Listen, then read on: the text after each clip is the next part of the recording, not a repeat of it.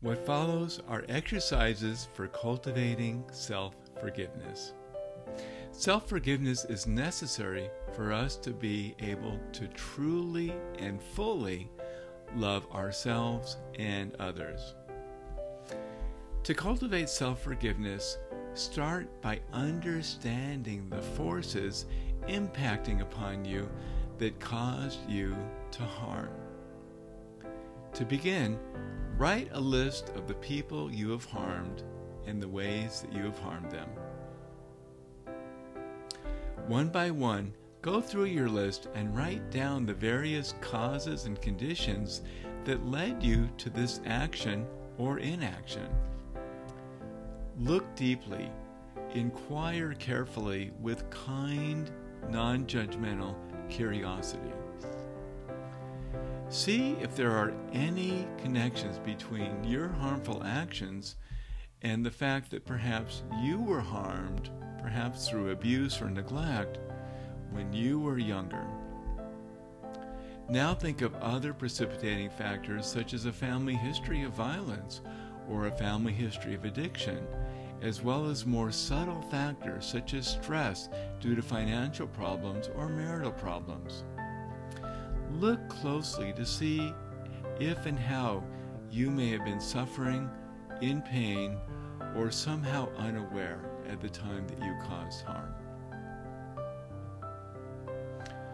Now ask yourself to consider why you didn't stop yourself from harming this person.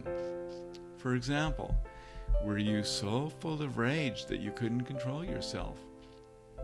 Did you hate yourself so much that you didn't care how much you hurt somebody else? Had you built up such a defensive wall that you couldn't have empathy or compassion for the person you harmed? After you have some clarity on this, you can then move forward to perhaps making apologies. Spend some time thinking seriously about how your actions or inactions have harmed another person. And then complete the following sentence that may help in this process. I harmed so-and-so by doing such and such. Write down all the ways your action or inaction harmed this person. You might write down, I caused such and such to suffer, or this person to suffer in the following ways.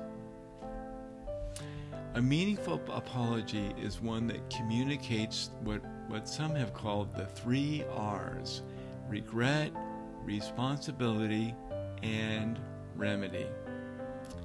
To begin, a statement of regret for having caused the inconvenience, the hurt, or the damage.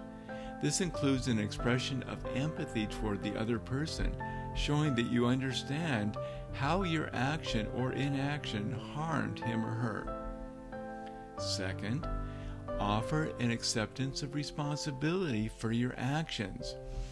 For an apology to be effective, it must be clear that you are accepting total responsibility for your actions or inaction. This means not blaming anyone else or for what you did or making any excuses for your actions. You wouldn't want to say, for example, I didn't mean to, or I wasn't aware. You really want to take total responsibility for your actions. Third, you might include a statement of your willingness to take some action to remedy the situation. While you can't go back and undo or redo the past, you can do everything within your power to repair the harm you caused.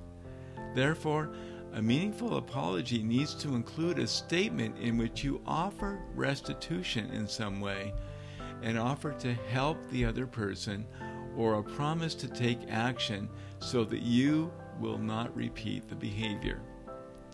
In the case of emotional or physical abuse, you can enter therapy or a support group, for example, to make sure that you don't abuse anyone again. You can offer to pay for your victim's therapy, or you can donate your time or money to organizations that work to help victims of abuse. You'll see that this exercise is really a combination of developing clarity, compassionate clarity on what you did in a non-judgmental, understanding, and compassionate way toward yourself, and understanding deeply the pain and ignorance and lack of skill that you might have had that led to your harming other people. But see that also embedded in this practice of self-forgiveness is this process of making repairs to those you have harmed. It is amazing how helpful this process is of an apology or amends or repair is for helping us to get to a place of feeling that we've done what we can to correct for the harm, and helps ease our own self-condemnation and promotes our own self-forgiveness.